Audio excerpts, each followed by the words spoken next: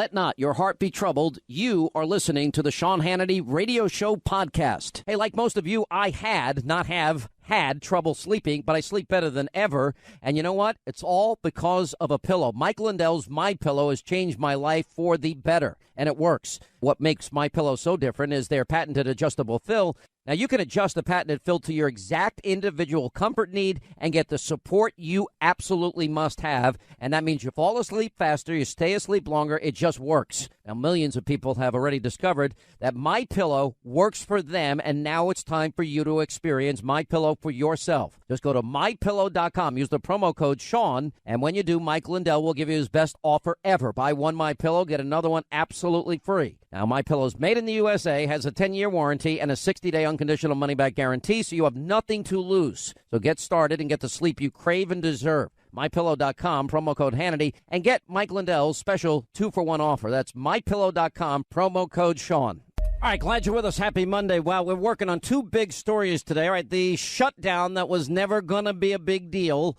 and I told you that all the hype that the news media was putting 48 hours, 22 minutes, and 19 seconds.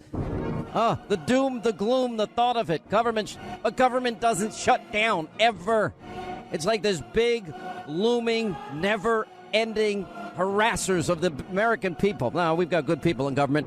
Anyway, so it never shut down. The reviews are now in, and they're not good for the Democrats. Politico, and if you watch the media today, it's like they're depressed. They're sad. They wanted the shutdown. They wanted Trump blamed for the shutdown. And the media is upset. And Nancy Pelosi is upset with Schumer. And the Democrats in the House are upset with Schumer. Anyway, I'm not going to spend all that much time because I have so much new information I've got to pass on to you about Peter Strzok, Lisa Page, and the abuse of our intelligence community and the weaponizing of the tools of intelligence, not only to influence the election, but to spy on an opposition candidate in an election year, and also to spy on a president-elect and his team. This, I've told you, it makes Watergate look like, kindergarten or nursery school. Now, just like with Watergate, where they had 18 minutes missing of tape, we have, 5 months worth of missing text messages. I'll get to that in a second. Politico is highlighting, their article says that shutdown Schumer got rolled in all of this. The Democrats lost the shutdown war, and that much was obvious when they voted to reopen the government with little to show for it. They had vowed for weeks not to back any funding bill without a bipartisan agreement to protect so-called dreamers. They never would have won. Never. So they shut it down over a weekend, which was meaningless. And the other thing they didn't count on is that the president, as well as Mick Mulvaney, were not going to try and purposely hurt the American people and let them feel the impact as much as it had happened in the Obama shutdown year of 2013. So that wasn't going to work. It never was going to work. So it never was the big deal that the media was making it out to be. Even if it was a full-on shutdown, it would not have been a big problem. But the Schumer shutdown stuck, and it was done for purely political reasons. And even the AP is referring to it as Schumer's cave. Shutdown deal puts a spotlight on Schumer. So I thought that was pretty interesting. Trump is now saying the Democrats have come to their senses on the shutdown. There were 16 Democrats who opposed ending the shutdown. And, of course, all the predictable left-wing lunatics in the Senate. And but there's no doubt that they got blamed here. One interesting side note to all of this is, the nutball wing of the Democratic Party, which is pretty much the whole party. They're now enraged over Chucky's decision here, shut down Schumer, to accept the president's proposal to end the shutdown in exchange for a promise to vote on immigration. We were already going to have that vote on immigration. Schumer got nothing. I don't see that there's any reason. I'm speaking personally and hearing from my members, Pelosi says, to support what was put forth. She said at a briefing shortly before Schumer signaled the Democrats would agree to it. Anyway, it's official. Chuck Schumer is the worst negotiator in Washington, even worse than Trump, said Murshid Zahid, political director of Credo, a progressive advocacy group. Any plan to protect dreamers that relies on the word of serial liars like Mitch McConnell, Paul Ryan, and Donald Trump is doomed to fail. So they're all freaking out on the left that they gave in on this whole thing. And the media tried their hardest to blame all of this on Trump. It was never Trump. They tried hard. And the Hill says the left says the left is now saying pretty much that the Democrats caved on the shutdown. So it's pretty universal at this point. And so, yeah, okay, by February 8th, we're going to have a debate on issues involving immigration. By the way, that's the important debate because the president needs to get funding, complete funding for the wall. Republicans, you better get complete funding for the wall. You better end chain migration. You better go to a merit-based system. And you better look at recent events as the means to justify why you would do all of those things. All right, but this is not the big story of the day. All right, so let's go back and let me set the table for you. So we know about the dossier Hillary Clinton bought and paid for. Well, I'll take it back a step further. Imagine Donald Trump had rigged a primary with the DNC, in his case the RNC, to rig the primary election against the 16 other opponents that he had. And that it's not even an issue in dispute. Just read Donna Brazil's book. And she uses the term rigged and the pain that she had when she made a September 2016 call to Bernie Sanders. Yeah, everything you thought is true. And I can't believe there aren't more angry Democrats about that, but that's their problem. Then imagine, because the Clintons are good at rigging everything. Then you have a bunch of characters all working to rig the email server investigation in her favor. And that's where the Peter Strzok, James Comey, when they were writing an exoneration months before they even interviewed Hillary, that's rigged too. Just like we now know that Loretta Lynch was in on the rigging with Strzok and Comey. And I'll explain why in a second. Remember that the FBI agent Peter Strzok hates Donald Trump. His FBI lawyer mistress hates Donald Trump, Lisa Page. They're at the center of everything. Now, we know the text messages that were previously released, and there's 9,600 more of them, we hope.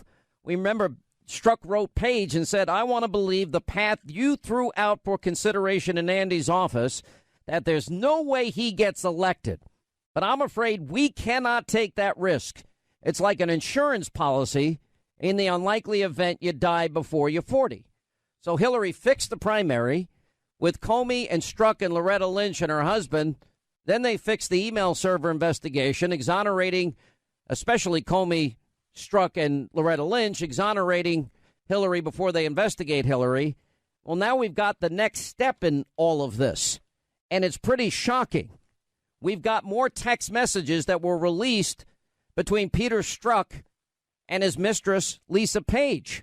And these newly released texts make it amply clear that the FBI and the Justice Department officials appointed by Obama pretty much single-handedly destroyed the FBI's reputation for integrity. And thanks to these new texts, it's now apparent that the upper echelons of both agencies, as I have been telling you, are now in dire need of a complete top-to-bottom house cleaning. And by the way, at some point, the FISA law is going to have to be revisited so we don't abuse it again in the future.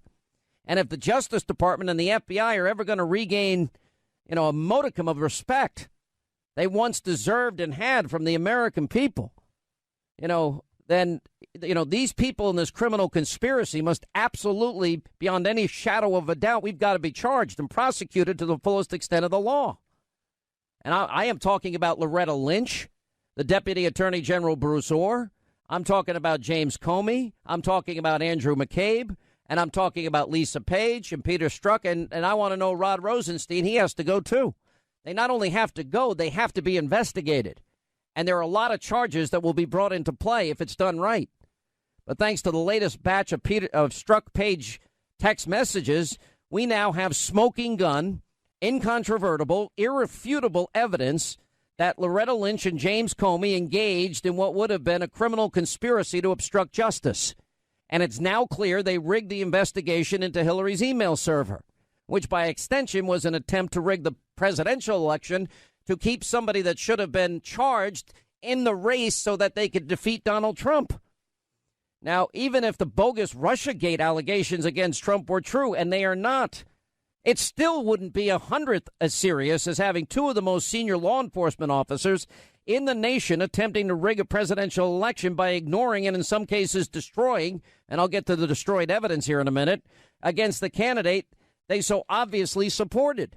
Anyway, so we got 400 pages of additional text messages. There's 10,000 total, a lot more to go.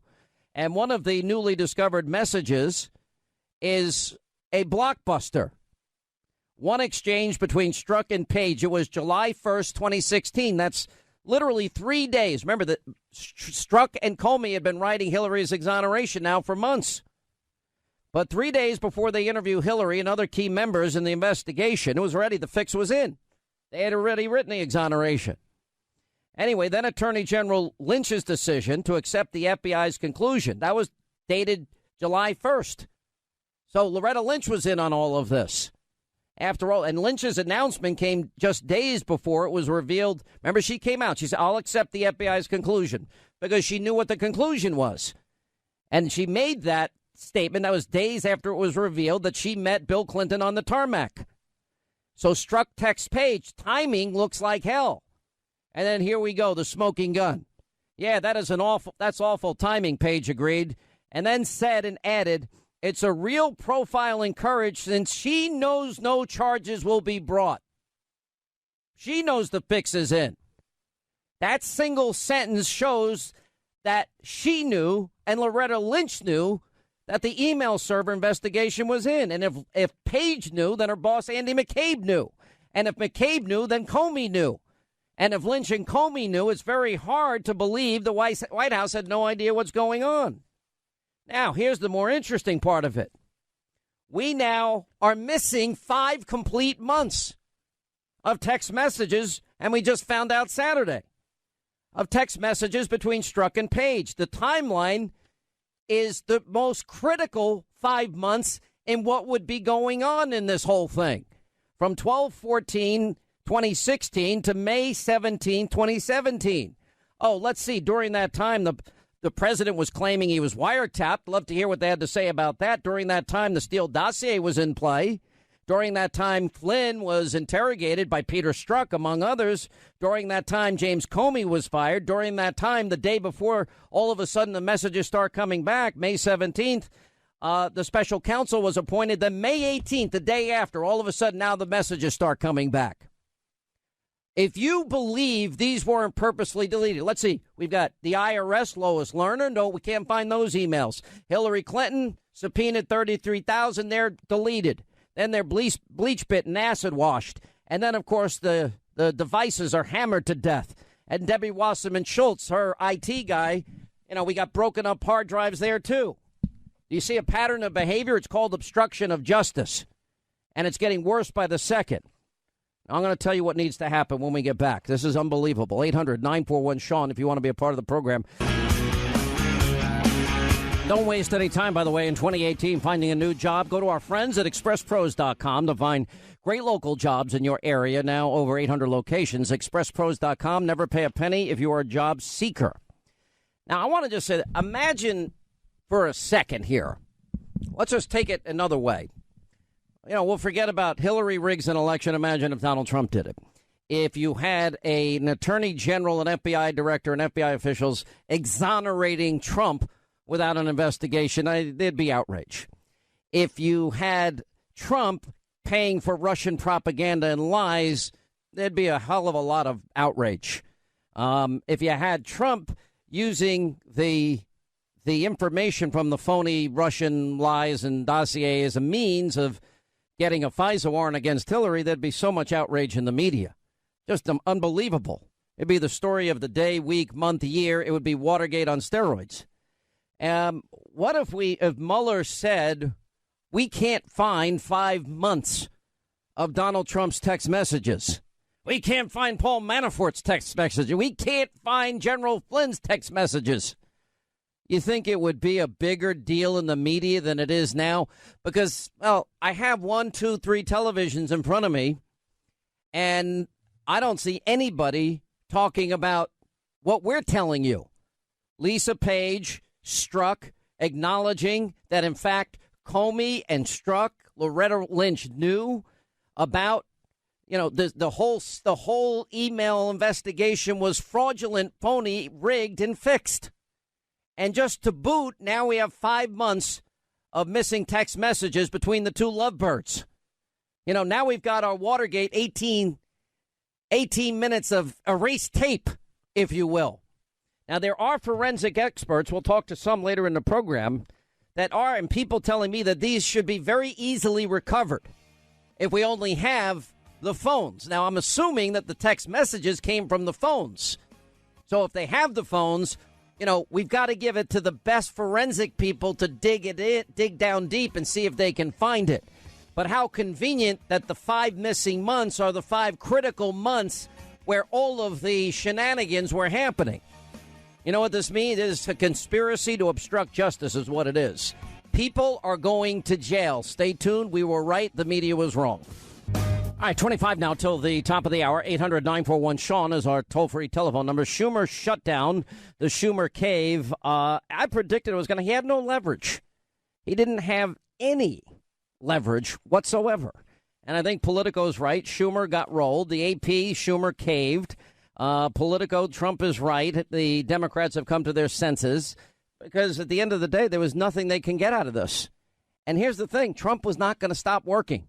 He was not going to stop tweeting and just keep making it a big day, on his end.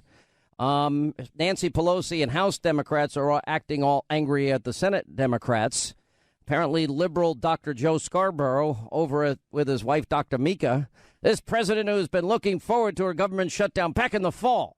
Welcome to the monkey. Welcome to the monkey house. I don't know what's happened. Well, I do know what's happened. You know what the thing is? Too many people. Wait. Do you want to hear his new song? No, I really don't. I really don't. That's right. That's how you start Monday. But we will not break. Not on. You know what I can't stand in life? Kill it. There are some people in life that are wannabe presidents, like all those people in Washington. They all think that they're good to be president. And they can't take that Donald Trump's president. They still can't recover. Just like the media is like crying today that Schumer caved on the shutdown. And then you got another group of people that are wannabe athletes for the rest of their lives. They're going to be, 68 years old playing softball every Sunday. Now, some play for fun, but then there's always the 1 in 10 guy that is diving in head first, pretending to be Pete Rose. And he busts his hand and he pulls his calf and he pops his calf and he, Achilles heel goes, everything happens. He never needs to worry about that because you see, Joe Scarborough has a full head of hair to break his fall. See, you actually were a real singer in a real band that was really successful. How much did you get on your average gig every weekend, your band?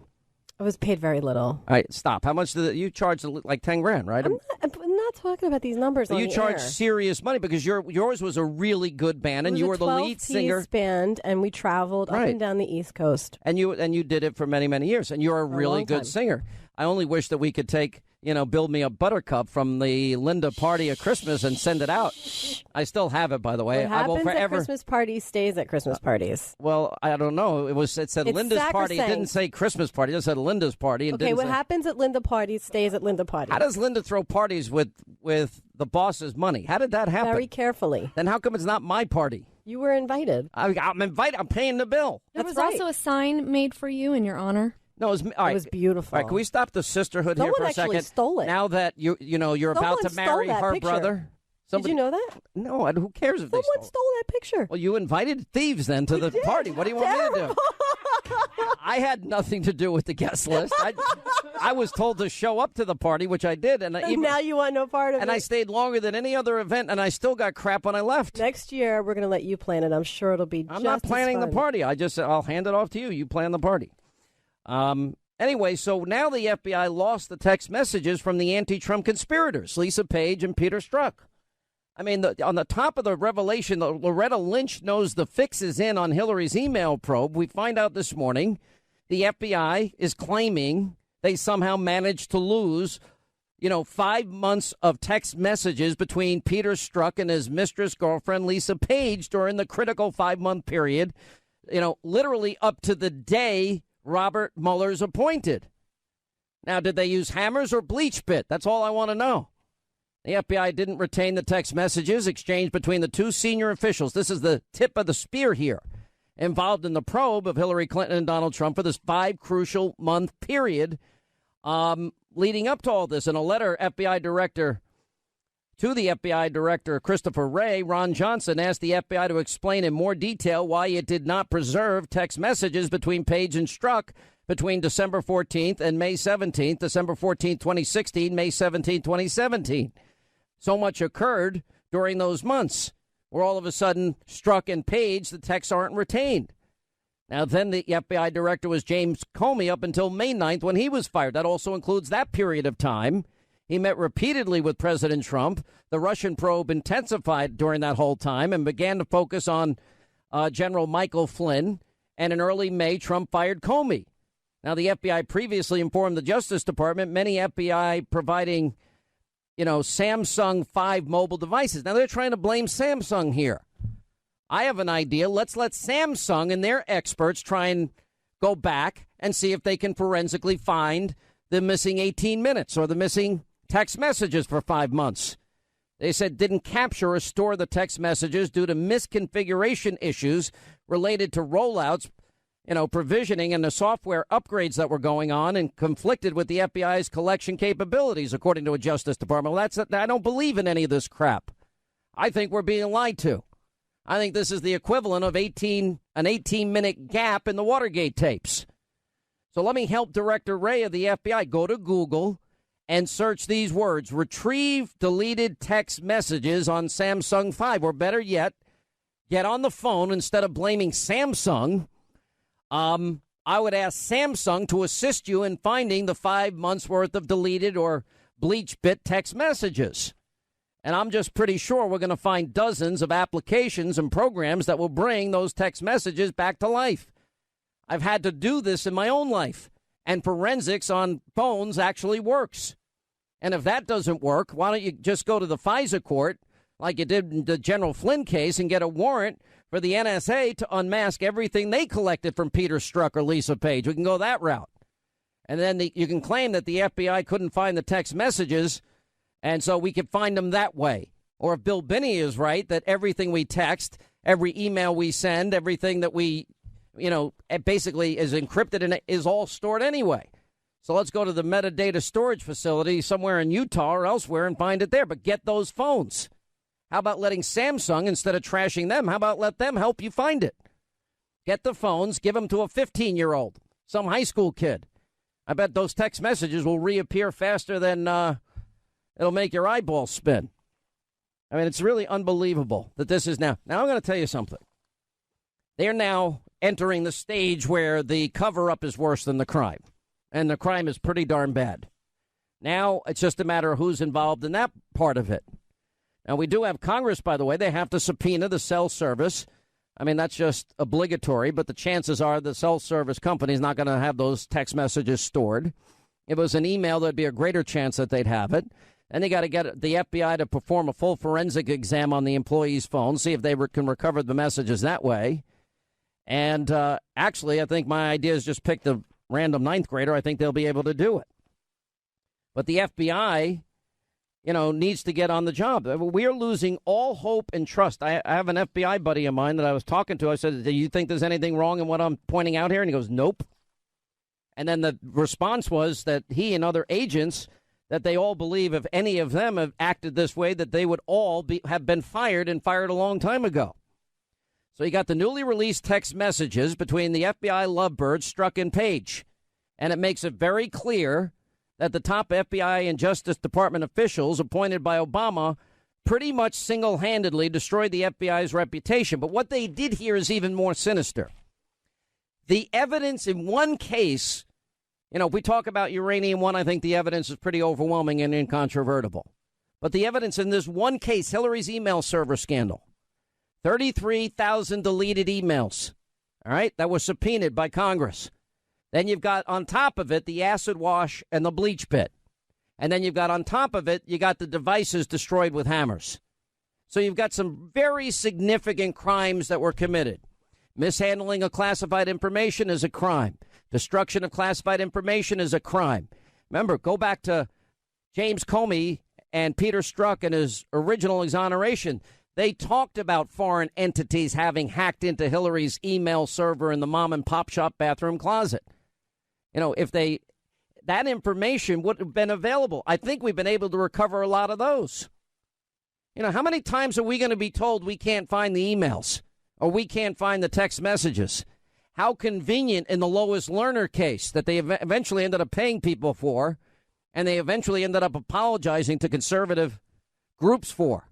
By the way, I've been audited 3 times in the last year, and I'm told only recently were they resolved, the issues resolved, because I did nothing wrong, ever.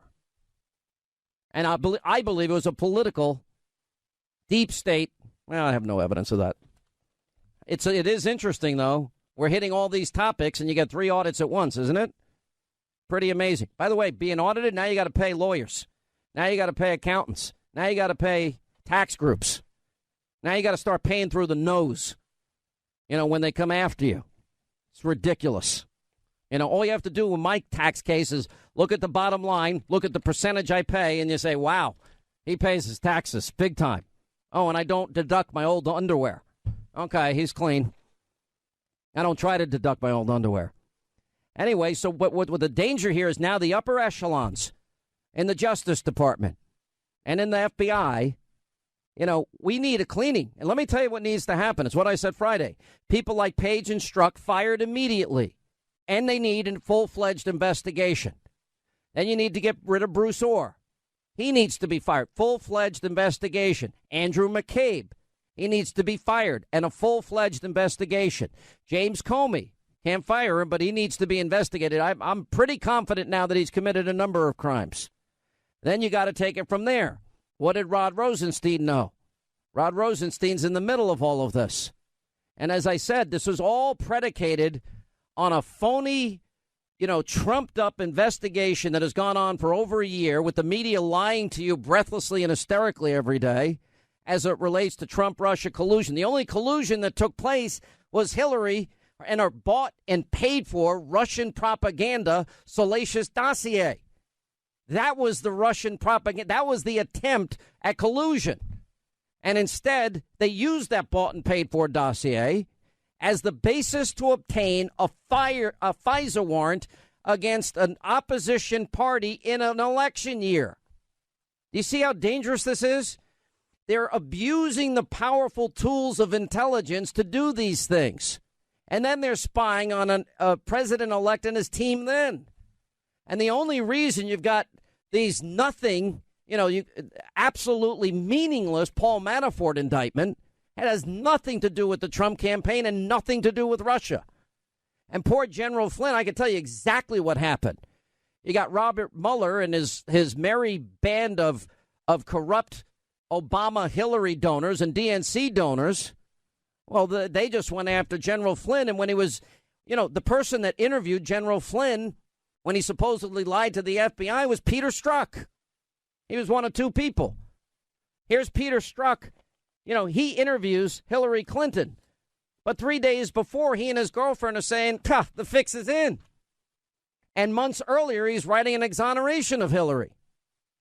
Our whole justice system has been co-opted by a bunch of extremists, radical extremists. And I'll tell you what happened in the case of Flynn. When Strzok interviewed him, they had already surveilled, unmasked, and had the raw intelligence. They knew what Flynn had said. Well, they never should have known what Flynn had said. And that then, therefore, became a perjury trap for General Flynn. Because if he misremembered, which is possible, I can't even tell you who was on the show Friday, or if he did lie, they've set up a trap because they knew going into the interview what he had already said because of illegal intelligence that they had gathered. And Peter Strzok at the spear, the tip of the spear in all of this, and his girlfriend, the tip of the spear in all of this. People need to go to jail. They're using the weaponries of intelligence now to elect presidents and take presidents down. And now, like Watergate, we have 5 months, a missing gap here, and it's all done so conveniently. Just like the 18 minutes of tape. 800-941-SEAN if you want to be a part of the program. All right, we're going to talk to some computer experts about the forensics possibilities and getting these text messages, this 5-month critical period with Strzok and Page back. Pretty unbelievable that we have to do that. A rare in-studio appearance. I can see in the next room that the sisters are bonding in there. That's Sarah Carter and Linda.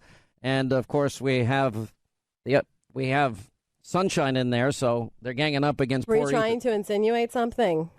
No, I just see a lot of smiling going on. Was there something you wanted to Sarah say? Carter will join us. Also, Jay Sekulow is ripping about what has happened here with Peter Strzok and Lisa Page. The fix was in. It was rigged. It was rigged from the beginning. We've been right. Your mainstream media has been dead wrong. And Matt Gaetz and Congressman Zeldin of New York and Congressman French Hill of Arizona all checking in with us today. Glad you're with us. 800-941-SEAN, toll-free telephone number. And you can always get us on Twitter. I don't do DMs. That's where hacking occurs. At Sean Hannity. We'll continue. All right, the Schumer shutdown is the Schumer cave and capitulation. The Senate is voting now, in fact, for that very reason, and that is to reopen the government. And I told you it wasn't a big deal, but our really big story today is this latest information that I think is just beyond the pale. We have smoking gun texts that have been released by FBI lovebirds, Peter Strzok and Lisa Page, that show that Comey and Strzok and Lynch rigged the Hillary Clinton email probe. Very quickly, if you go back to the original batch of text messages between Page and Strzok, you had the smoking gun that showed, quote, this is Strzok to Page. I want to believe the path you threw out for consideration in Andy's office, that there's no way he gets elected. But I'm afraid we cannot risk that or take that risk. It's like an insurance policy in the unlikely event you die before you're 40. Okay, so now we have the new exchange that was released just over the weekend where it shows between Strzok and Page. This is July 1st, 2016. Here's the context. Comey and Strzok had already been writing now for months the exoneration of Hillary Clinton in the email server investigation and taking out the key language that would have been indictable, that met the legal standard, gross negligence to extreme carelessness. And then they had been also taking out information originally put in there that foreign intelligence agencies got a hold of Hillary Clinton's emails. Anyway, so the latest one is July 1st, 2016. This is 3 days before they actually interviewed Hillary, but months after they started writing the exoneration of Hillary. Now, in this email, Strzok texts Page and says timing looks like hell because he was referring to the tarmac meeting between Bill Clinton and Loretta Lynch. And then she writes back, yeah, that's awful timing. And then adds, it's a real profiling courage since she, meaning Loretta Lynch, knows no charges will be brought. Now, remember, she had already announced, meaning Loretta Lynch, that she would go along with whatever the FBI recommended in that particular case. But Comey and Strzok had already put the fix in. And Loretta Lynch had said it's a matter. It's not an investigation. Loretta Lynch met with Bill Clinton on the tarmac. I mean, it's now very transparent what's going on here. And the worst part is we have 5 months of missing text messages now between Strzok and Page. And this would be between 12/14/2016, May 17th, 2017. And these are the times the president brought up what we had reported a year earlier. Oh, he thought he was wiretapped. This would be when the Steele dossier came into play. This would be when the Flynn interview came into play. Remember, the interview took place, and it was Peter Strzok as one of the two people interviewing General Flynn. And I believe that they knew the information before they ever interviewed him. That's why they set a perjury trap for him. That would be during the period when Comey was fired on May 9th. And the special counsel, Mueller, was appointed May 17th. And magically, May 18th, now the the text messages start coming back in. Sarah Carter is with us. She has been at the forefront of this investigation from the very beginning. Investigative reporter at the Fox News Channel. How are you? By the way, rare in studio. Oh, I know. It's great to be here, this beautiful studio. I know. You, Linda, and Lauren, all BFF. Yes. All right. Then, with the women. Yes. Okay. All right. So we have the 5 critical months where so much happened is the 5 critical months that we don't have any of their text messages. This is incredible. It's outrageous what I was told by a number of former senior FBI officials and some current FBI officials, that these text messages would have just disappeared into oblivion. One of the things, Sean, and you had just brought it up a few minutes ago, was the Flynn interview. Well, that happened on January 24th. Remember that? That's when Strzok and the other agent, and all I know about the other agent was that the other agent was on the Russia team, had gone to the White House under the pretenses that they were going to talk to him about other things and began to interview General Flynn then about his conversation with former Russian ambassador Sergei Kislyak. So now you put that into play. He didn't have an attorney present. Now you look at these text messages, and it appears that Strzok and Page already knew what was going down. I have been saying this is far worse than Watergate. Well, in Watergate, we had an 18-minute gap in the tape that had been erased. Well, now we've got a 5-minute gap with the tip of the spear, which is Peter Strzok that's involved. He interviewed Hillary. He wrote the exoneration with Comey. He interviewed Flynn. As a matter of fact, he's involved in everything. He's involved in everything. And then you have Lisa Page, who's the attorney. She is an attorney at the FBI directly under Deputy Director Andrew McCabe, who, by the way, is still at the FBI right now. We know they discussed him, and we believe they discussed him when they referred to Andy in their text messages. He's still there. He's apparently going to retire in March, but has not been fired. And there's a lot of concern with people within the FBI and people who are out of the FBI. And they're wondering, why is he still there and what's going on? And if he's being investigated and if his text messages are now being taken into consideration. Has anyone seen those messages? And that's something that everybody's asking. Well, I think all of which is important. I mean, we got to get to the bottom of all of this here. But now we have 5 critical months. But this is what we have. And imagine if this is Trump. Hillary rigs the primary. We know that's a fact. Hillary through Comey, Strzok, and apparently now Loretta Lynch had her email server investigation rigged. That means she gets to continue as a presidential candidate when she should have been charged because the evidence in the email server scandal was overwhelming and incontrovertible. Gross negligence, mishandling of classified information, obstruction of justice. It's all. She would have been charged if she was anybody other than Hillary Clinton. Absolutely. Then they tried to rig using this phony bought and paid for Clinton dossier. Then they used that to rig the general election by using salacious lies that they paid for against Trump. But even worse, then they go to a FISA court. This was the first big report you broke open. And they got a FISA warrant against the opposition party in an election year, Donald Trump, and then an incoming president, a president-elect. Absolutely. And now you look what's happening right now. Now we have the House Intelligence Committee ready to put out this memo. And apparently I've been told recently that it'll be about 2 to 3 weeks. I know that some congressional members are trying to push for this memo to be released earlier, but apparently it contains explosive evidence of FISA abuse within the FBI. And I want to know if they delivered false informations to the FISC, which is the Foreign Intelligence Surveillance Court. If they did that, it could not only mean firings, it could mean criminal prosecutions. Yeah, I totally agree with you. Oh, absolutely. Well, see, I think these are the key players. I think that McCabe needs to be fired and investigated. Strzok and Page obviously fired and investigated. Bruce Orr fired and investigated. James Comey investigated. He's not going to get fired. I think he's at risk of multiple felonies. And then never mind Hillary for a moment. And on top, Rod Rosenstein. In the middle of all this, and special counsel Mueller, the whole thing needs to be disbanded. Well, because we got to ask ourselves, was Rod Rosenstein involved in reauthorizing those FISA surveillance warrants? Don't we believe the timing shows he had to?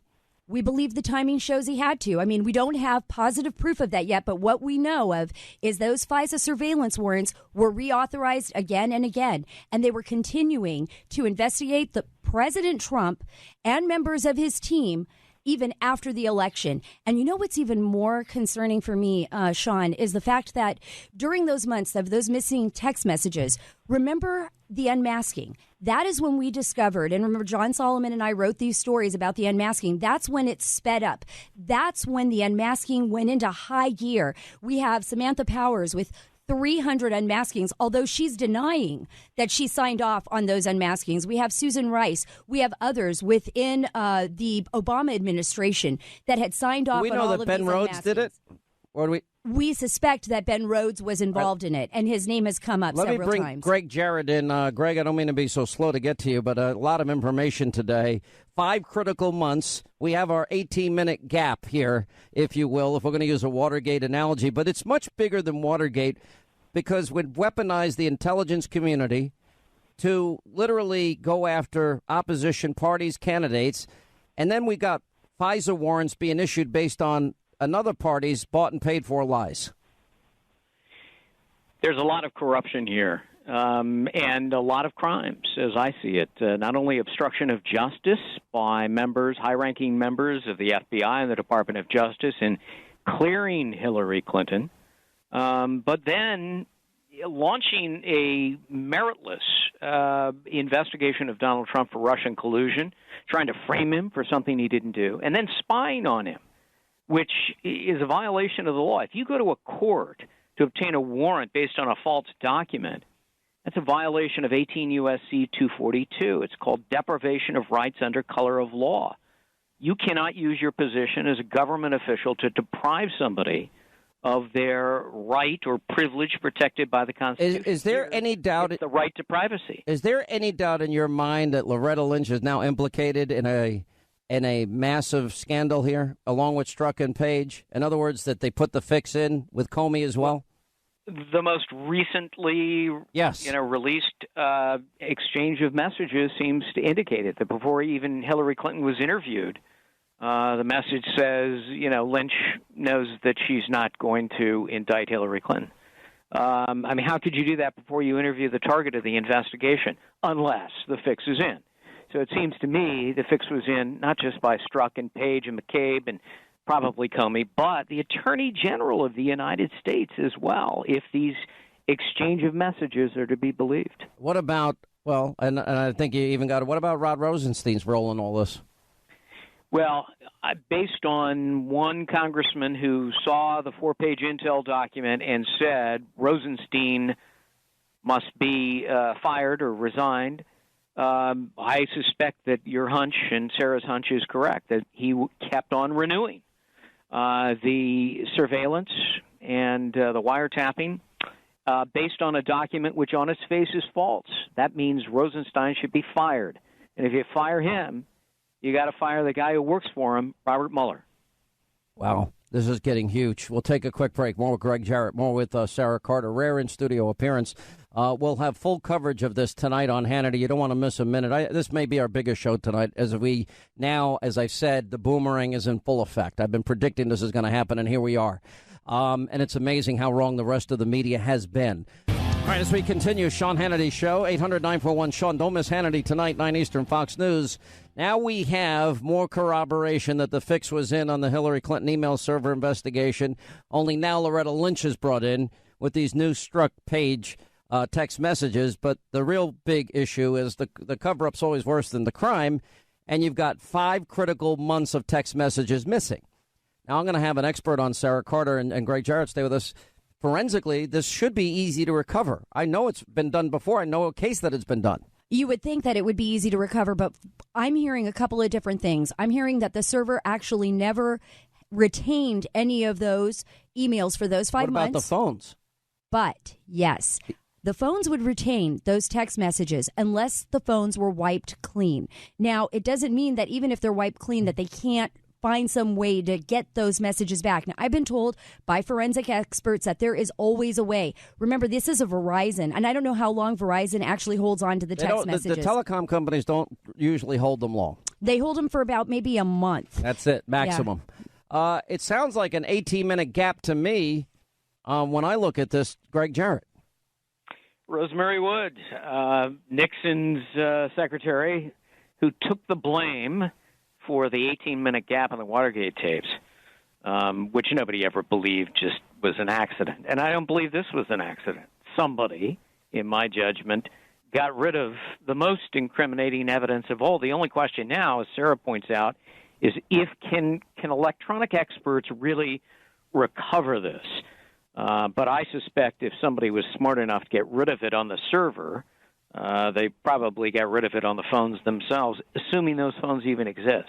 Well, there's no other way they would have gotten the emails, I'm assuming. And now the question is Loretta Lynch's role in all this. Was she coordinating with Strzok and with Comey in the Clinton investigation? I think the answer is yes. Well, somebody needs to question the former Attorney General, Loretta Lynch. Somebody needs to talk to her. I suspect that the Inspector General may expand questioning, and I'm sure any chance the Inspector General has them? there's a good chance that the Inspector General does not have them because you would have to think of it this way.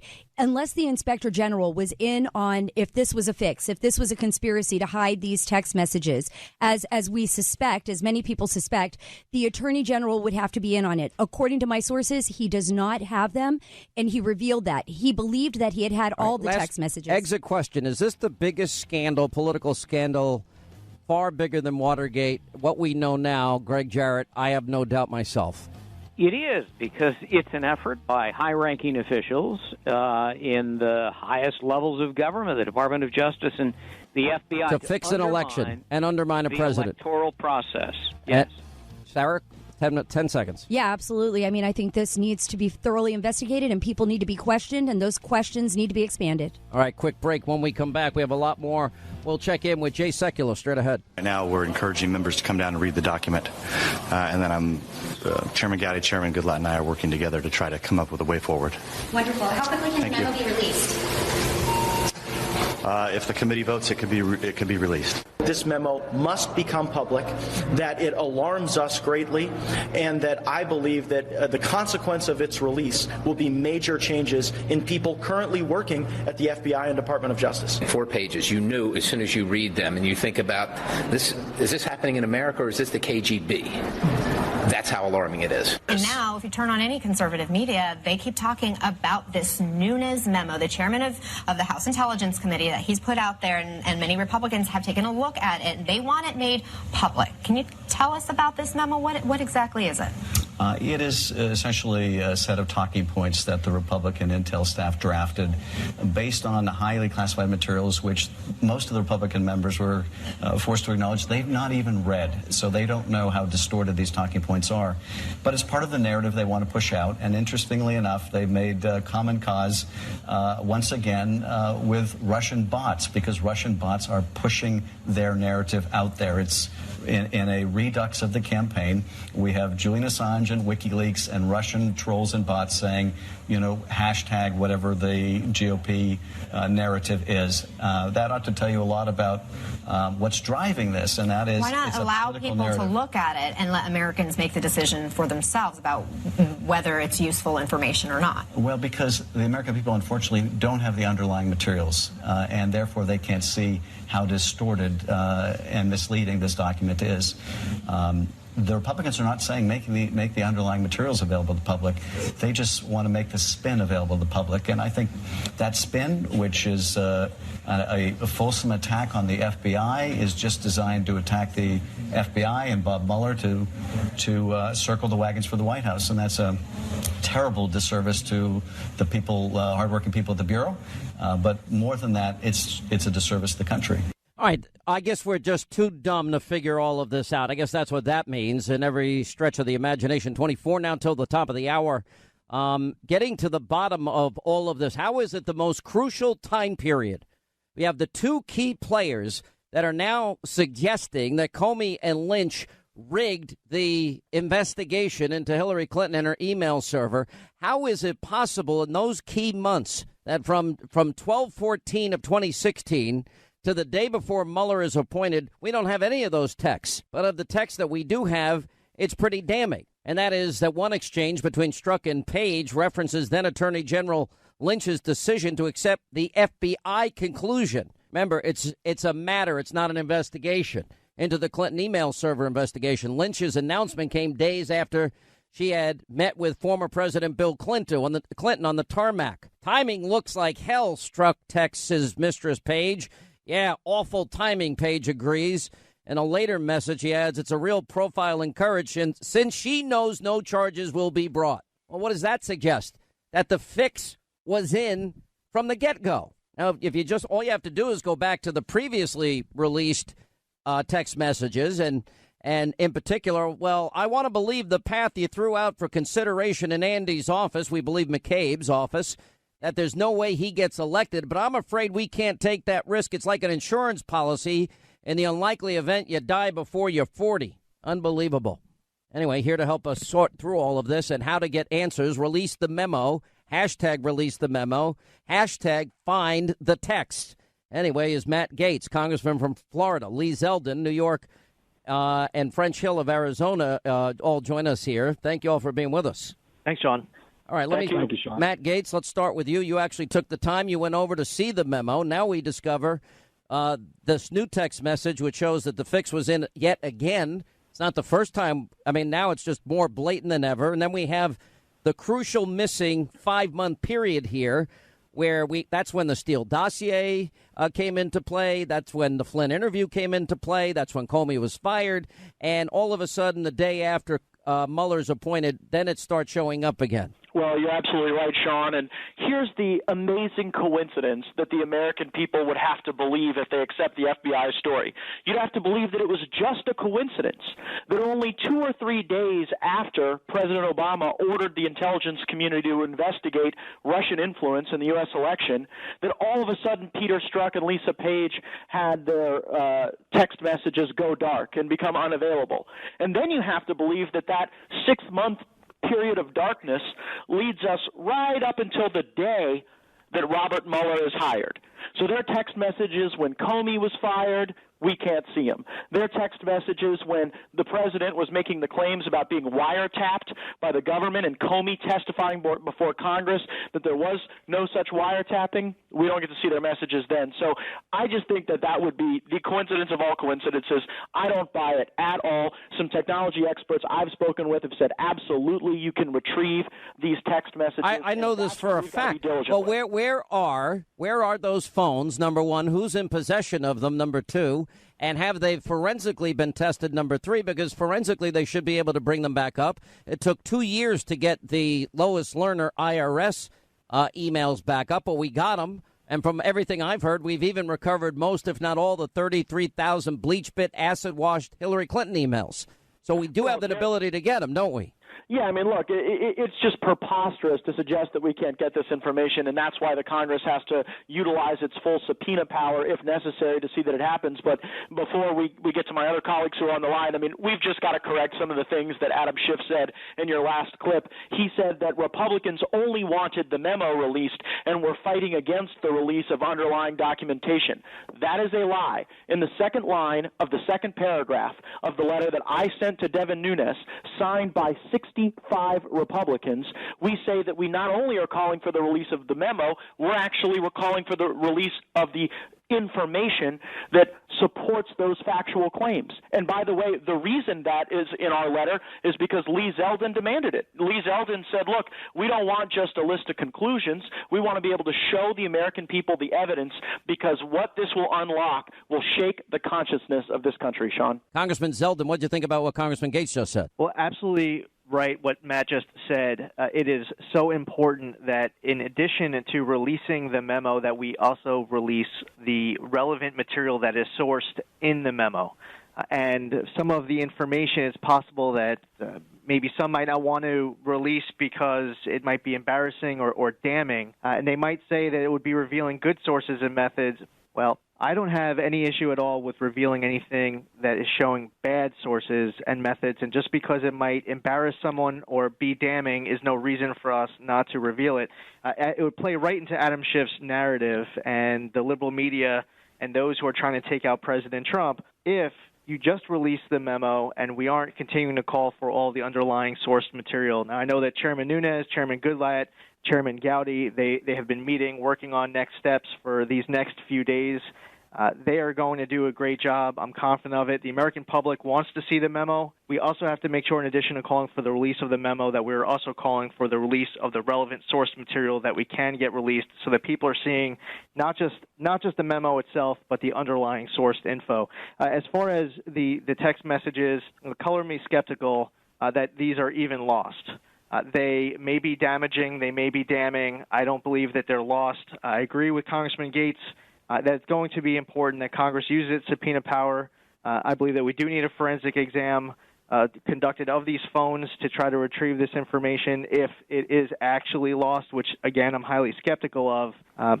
But at the end of the day, this is information that I would imagine is not being released because it is damning and damaging, not as much so the argument being provided to us that the information's lost. It's hard to believe.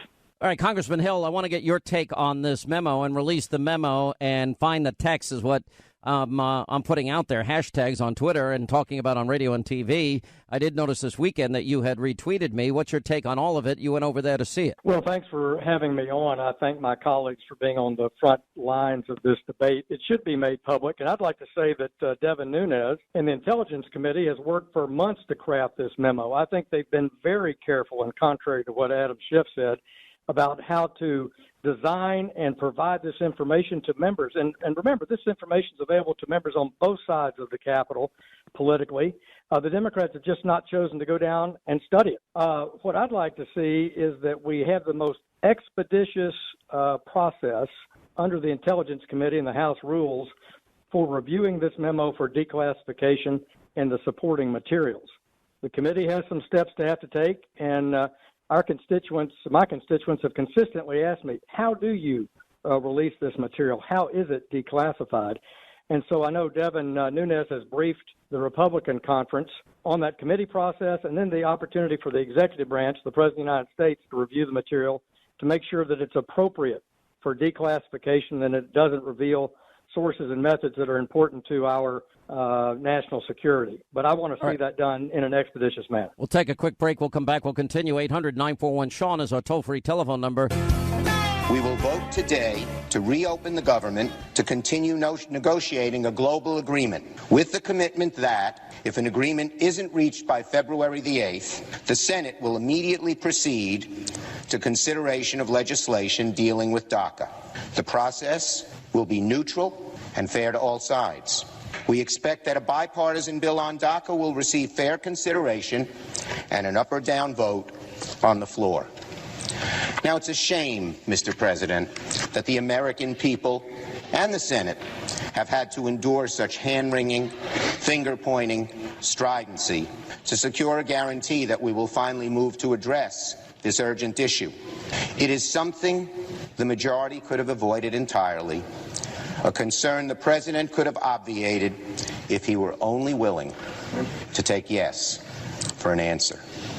While this procedure will not satisfy everyone on both sides, it's a way forward. I'm confident that we can get the 60 votes in the Senate for a DACA bill. And now there is a real pathway to get a bill on the floor and through the Senate. It is a good solution, and I will vote for it. All right, so now the headline on Political is Schumer gets rolled in this whole shutdown debacle, even Nancy Pelosi. I don't see any reason. I'm speaking personally and hearing from my members to support what was put forth. It's official. Chuck Schumer, the worst negotiator in Washington, even worse than Trump. And that didn't go over well. We continue. Matt Gaetz, Lee Zeldin is with us, and we also continue with French Hill of Arizona. Matt Gaetz.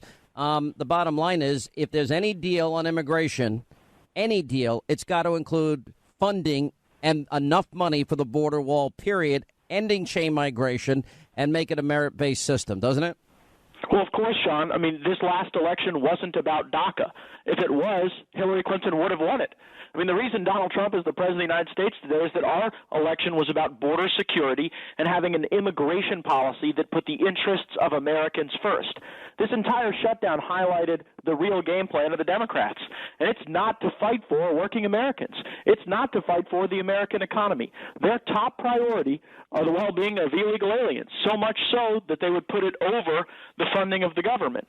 Now, do I think that there maybe is some DACA negotiation that the president can work out that leans into an America First ideology? I want to be open-minded, but the important thing to remember is that our true north, the reason our voters sent here, was to finally, after a generation of incompetence on both sides of the aisle, get this border secure, and those are the priorities we got to fight for. And what do you say, Lee Zeldin? Well, it's so important that it includes the full funding for the border wall. Senator Schumer can play a game walking into the White House. He could say, I'm giving you your money, and it's actually a fraction of the money, not all of the money. Then he walks out, say, the president wouldn't be able to take yes for an answer. I also don't like seeing the attacks being made on the president and Stephen Miller, the people who are around him who are fighting for these other priorities that are part of the immigration debate. President Trump and the people he's surrounded with are people who believe that every nation's backbone is its rule of law. They believe that a nation without borders is no nation at all. They believe that when you have a leak, the first thing you do, you turn off the faucet. You don't take out a mop.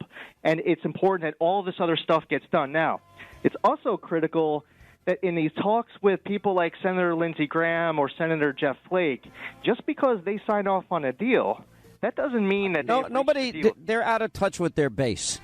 And just because they want amnesty and have wanted amnesty for years, this is about what the president ran on. And I say no deal unless you get wall, end of chain migration, merit-based system, and put this to rest forever. I got to let you all go. Thank you all for being with us. 800-941-SEAN is our number. We're going to take calls when we get back. Also, the forensics, rediscovering deleted text messages. How easy is it to figure that out? Straight ahead. These new smoking gun texts between these two FBI lovebirds, Peter Strzok and Lisa Page. And what does it show? How Comey and Lynch rigged the Hillary probe. But I think what's even worse than that is the FBI lost key texts as it relates to, a very sensitive, important time frame. And here we go again. We have missing emails. We have bleach bit. We have acid wash. We have busted up, mobile devices. And it goes on from here. Anyway, joining us now, Jay Sekulow. He's the chief counsel of the American Center for Law and Justice, chief counsel to President Trump. How are you, sir? I'm good. Trying to figure out, again, what seems to be an ongoing pattern and practice of the federal government, that whenever there's an inquiry or investigation or a matter, as they call it, the key dates, there's always something significant missing. And this is, again, no exception to that rule. Well, it's happening again and again. How is it possible? And why hasn't anybody subpoenaed either the carrier for the text or the actual devices themselves so that forensically they could be recovered? Well, first of all, that should have already happened. So here's what you have, and I think it's important to put the time frame here clear for everybody. So this is the conversations via text messaging between Peter Strzok, who was the lead investigator on the Russia probe, but was also, before there was even a special counsel, he was the lead investigator within the FBI on the Russia allegations on collusion. And then Lisa Page, who ultimately became a lawyer within the special counsel's office. But look at the time frame of what happens to be missing. So they've got 10,000 text messages prior to the date of 12/14/16. And then from December 14th, 2016 until May 17th, 2017, they're all gone. Now let's look at what took place during that time frame. We know, according to media reports, in fact, that conversations that General Flynn may have had with government officials with Russia regarding transition matters, that may have taken place during that period. Media's report about that. Strzok was the one who ultimately interviews Flynn. Of course, those interviews, this is the time frame, folks. The Steele dossier comes out on January 11, 2017. No text messaging available between the two parties at issue here. Strzok interviews Michael Flynn on January 24, 2017. No text messaging between the two principals available then either. James Comey's fired by the President of the United States on May 9th, 2017, something he had the constitutional right to do. No text messaging between the two principals, completely gone. Special counsel Robert Mueller is appointed on May 17th, 2017. No text messaging available then, but text messaging available on the May 18th, 2017, the very day after. So here's what you have. 5 months completely gone, vanished. Now, the intentional destruction of evidence is a felony. But how can you have a legitimate investigation going on when your principal investigator, now we cannot even find out what they were doing? Sound familiar? Put Hillary Clinton on the side. Don't forget, Sean, it was those IRS investigations and that federal lawsuit that we filed that brought up, and we ultimately won, that brought up the missing emails from Lois Lerner. The IRS said for a year and a half they could not find them. So then you put the Hillary Clinton email investigation in there and the missing 33,000 emails. And now the missing text messages. Anytime there is a significant I can add one to this. Go ahead. And the Debbie Wasserman Schultz and the hard drives were smashed in this guy's garage. Right, not available. So there should be, I think here's what needs to happen. I think inside the Department of Justice, somebody needs to be tasked with one job and one job only. What is going on here with the FBI? And he needs a team, and I don't think you have to go outside. I think this can be done inside. You get a lawyer maybe a former judge, they bring them inside the Department of Justice to do this one thing. What is going on here? Because this puts a taint into the entire process. I mean, who would let's go back another step. So during this same time period, and by the way, the references on the text messaging that comes out, again, it's Andy McCabe. Now, he's leaving now. Don't forget the Bruce Orr, who was the number 4 at the Justice Department, and his wife was working for Fusion GPS on the Russia probe, meeting with Chris Steele. And then we still have the memo that hasn't been released yet by Congress. You put all of this together, and the taint on this is very significant. And by the way, I'm talking about across the board. Why would we accept that this can happen with our Federal Bureau of Investigation? And, people talk about the deep state. Sean, this isn't deep. This is at the very top of these agencies. Let me take it a step further here, because we know who the key players now are.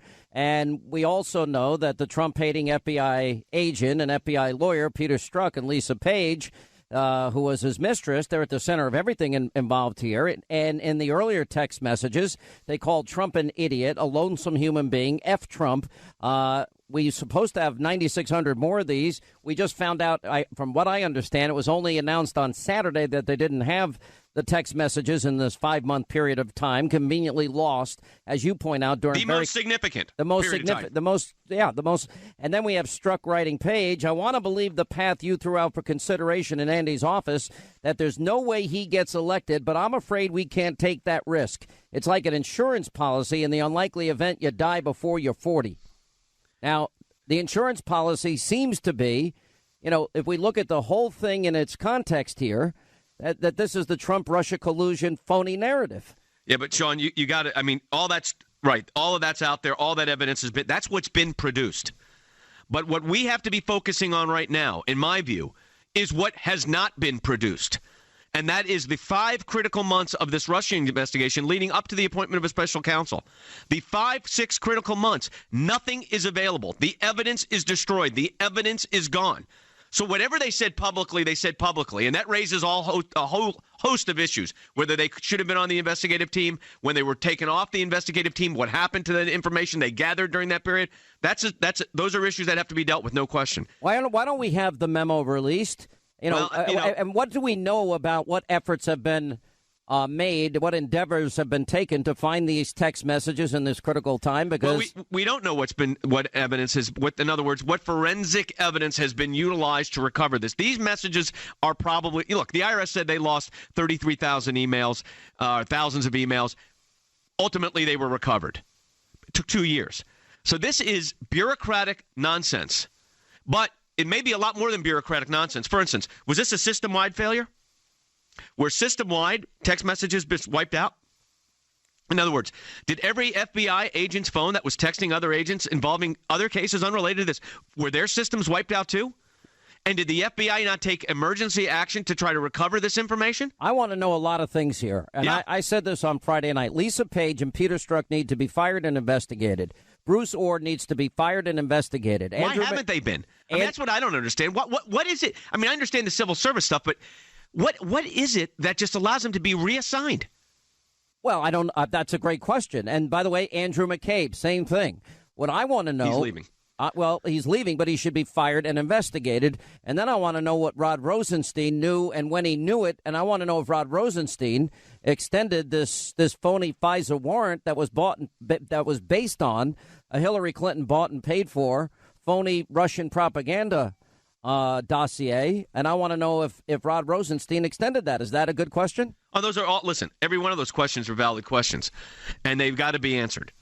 But what I am wanting to focus on right now, because it is inconceivable to me that 6 months of evidence on the most, I gave you the list of the most critical things that were done during that period, gone, as if it doesn't exist, as if it never existed, gone, just gone.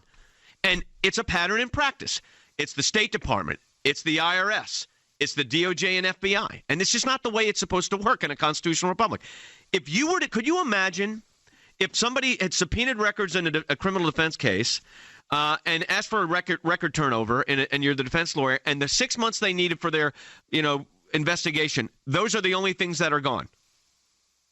What do you think would be happening? What would the Department of Justice and the FBI be doing? Don't we need to disband the whole special counsel and start with a new one? And I have a lot of questions I'd like to ask about it.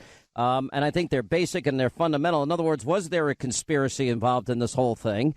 Was there lying to the FBI? Was there lying to Congress? And in this particular case, I want to know if there was obstruction of justice. Was there an abuse of the FISA courts?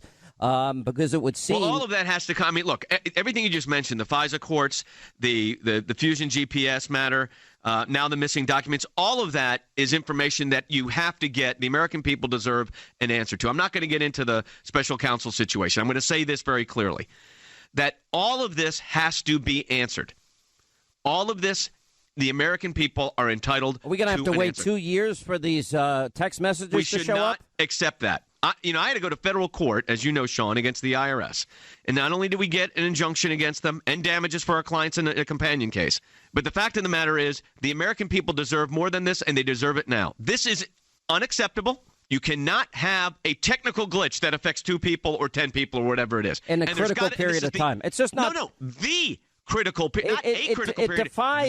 It defies all human logic that they just disappeared. I don't believe it. We're being lied to. Nobody believes it. Nobody believes it. How can you believe it? All right, stay so right you got to there. get to the bottom of it. Yep. All right, Jay Sekulow, American Center for Law and Justice, counsel to the president. All right, as we continue, Jay Sekulow, the American Center for Law and Justice, and chief counsel to the president. All right, so now we have smoking gun texts that show that Peter Strzok and Lisa Page, that show Comey and Lynch rigged the Hillary probe. We kind of already put that together, didn't we? Yeah, we knew that because what happened was, and this is important. But this is smoking gun. Yeah, but you've got well, here's what happens in these emails. These were the text messages that were released. So they said, did DOJ tell us yesterday that they were going to do this? And that is the whole situation with the changing or issuing the exoneration. So here's what we know. You know, Comey testifies in May and says of the year before, saying the year after, saying, did you make the decision not to recommend criminal charges relating to classified information before or after Hillary Clinton was interviewed by the FBI on July 2nd? Director Comey's answer, after. We know that's a false statement because the document was circulating back in March, and there's this text message exchange about the changes, including removing the fact that there was a discussion with the a senior administration official, email exchange, which actually was President Obama. So we know that James Comey, under oath, was incorrect about that. But this whole thing's a put-up. So this whole process let me read the important part. In the exchange between Strzok and Page, July 1st. Now, it was July 4th weekend that they finally interviewed Hillary, but of course not under oath. But it referenced then Attorney General Loretta Lynch's decision. Remember, she met with Bill on the tarmac to accept the FBI's conclusion in the Clinton investigation. So the fix was in, is what they're saying. And Lynch's announcement came days after it was revealed that the Attorney General and Bill Clinton had that meeting. Timing looks like hell, Strzok texted Page. Yeah, that is awful timing. In a later message, she added, it's a real profile encouragement since she knows no charges will be brought. Right. So it was that means that was a put up. But you also have a text exchange between Strzok and Page that says this. Now the pressure really starts to finish my MYE. MYE refers to mid-year exam. The mid-year exam was as Loretta Lynch wanted it called, the Clinton email matter. So he was under real pressure. And she writes back, it sure does. We need to talk about follow-up call tomorrow. We still never have, whatever that's referring to. But we do know that the MYE is exactly that. Exactly was the Clinton investigation. So here's what you have. You put all of this together, and amazing they have that stuff, right, Sean? We're able to find those. But the 6 critical months of the entire Russia collusion matter missing by the chief investigative agent for the Federal Bureau of Investigation. Now, you tell me how that's okay. You can't. It's not okay. Right. Well, the whole thing, listen, if Donald Trump had rigged a primary election, if Donald Trump literally through his own campaign, through a lawyer, and then he was running the DNC as Hillary was running the RNC as Hillary was running the DNC, and they funneled the money through a lawyer, and they rigged the primary, and Comey and Strzok rigged the investigation into the email scandal, and Loretta Lynch, we can add to that. And then they try to rig the election with a phony dossier, Russian paid-for propaganda, and then it's used as the foundation for a FISA warrant to spy on an opposition candidate in an election year and then an incoming president. You tell me the world wouldn't be up in arms, Jay Sekulow? Oh, it would. Could you?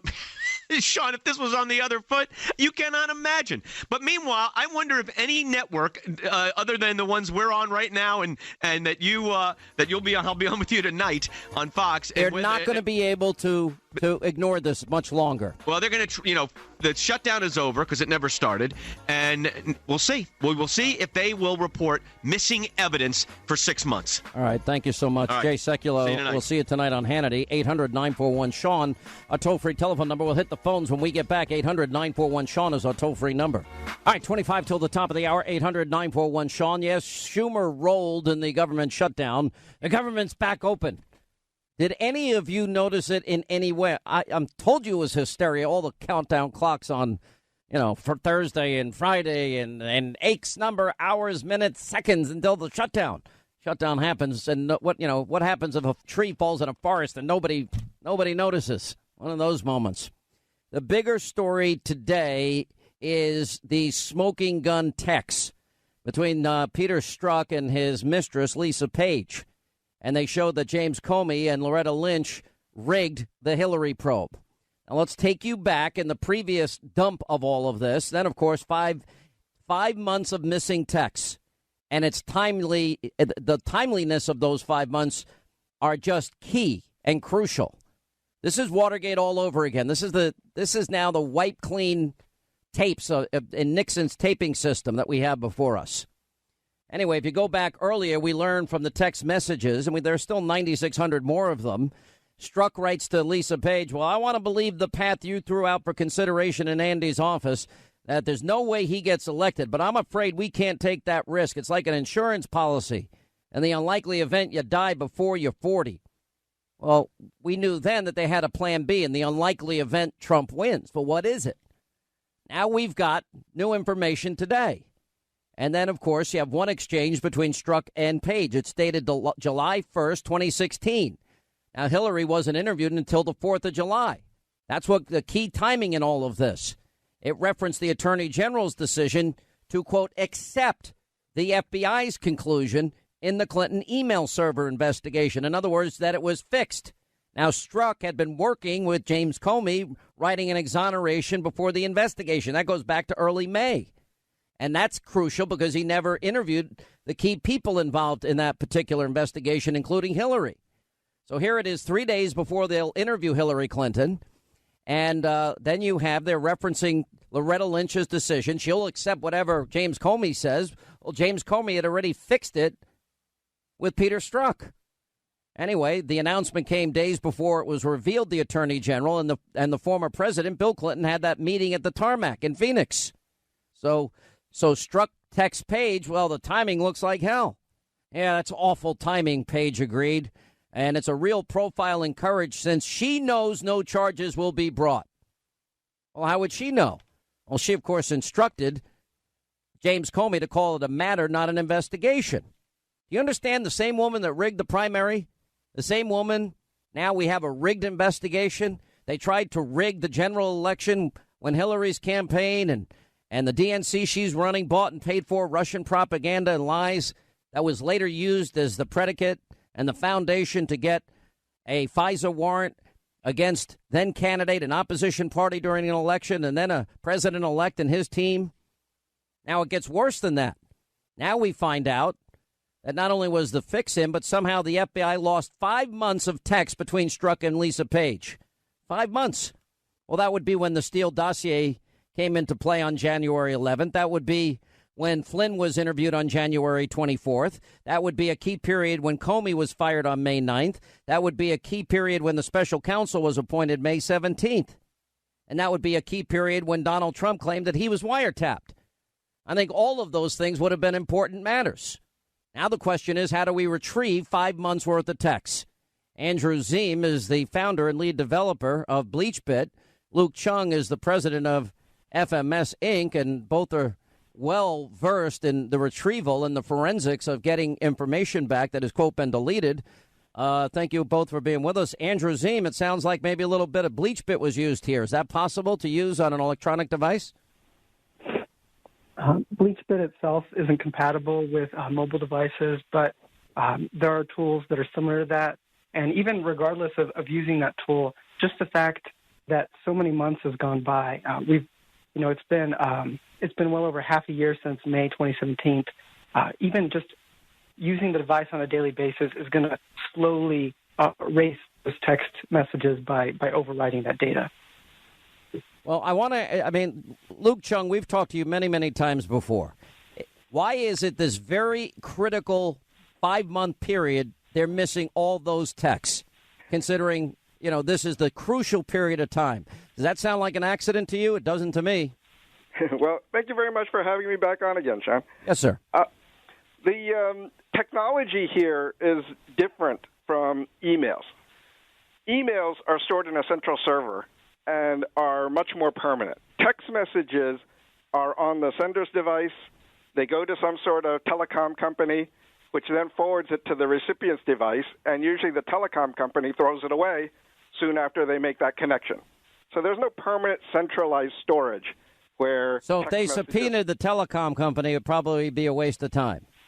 Right, because, they have no reason to store billions of text messages for no reason, right? Once you get it on your phone, why would they ever need to hold it for you? It's not like an email. Right, so what do they usually save for? 3 days in rotation?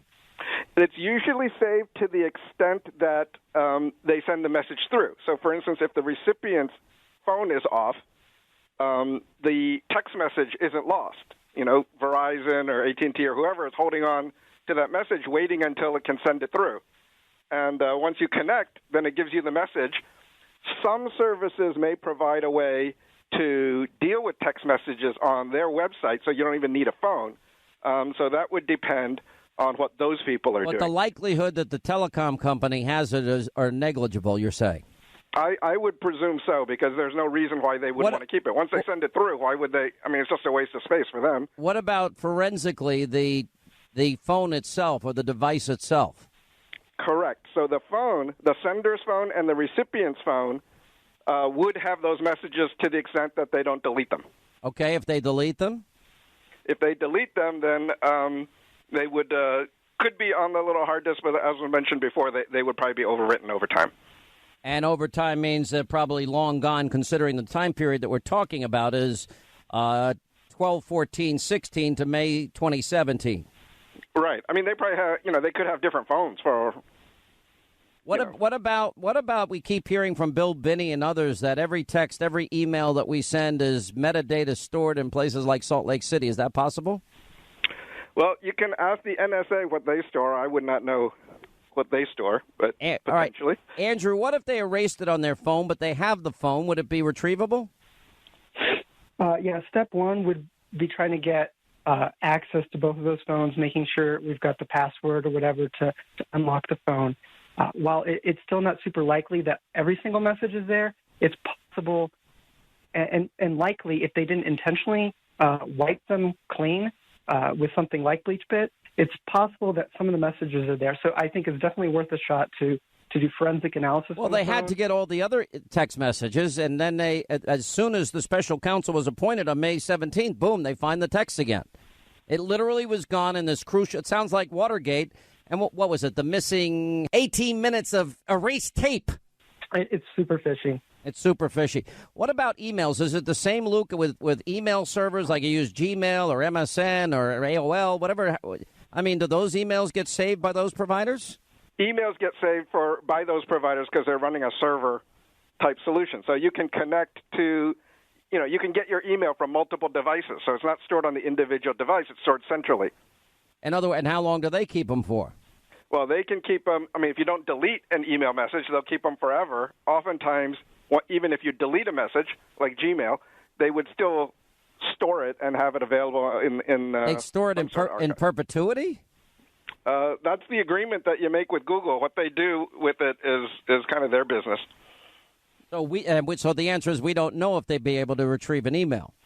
Right. An email would be much more likely to be retrievable because you can go to the server and get it. There's no such thing as a text message server. But considering it's the 5 critical months in question here that the text messages are missing, and then they just mysteriously reappear the day after the special counsel's appointed, does that pass the smell test for any of you? Because it doesn't for me.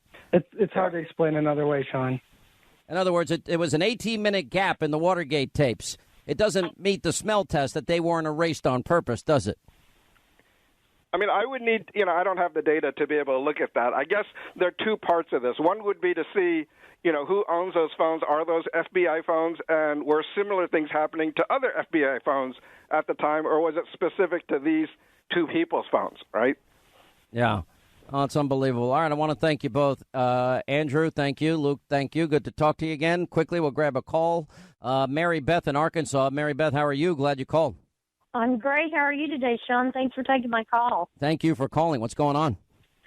Well, do you think we'll ever get the answers to any of this stuff? Yes. Yes. You do? I think this is a case of obstruction of justice. I think this is the single...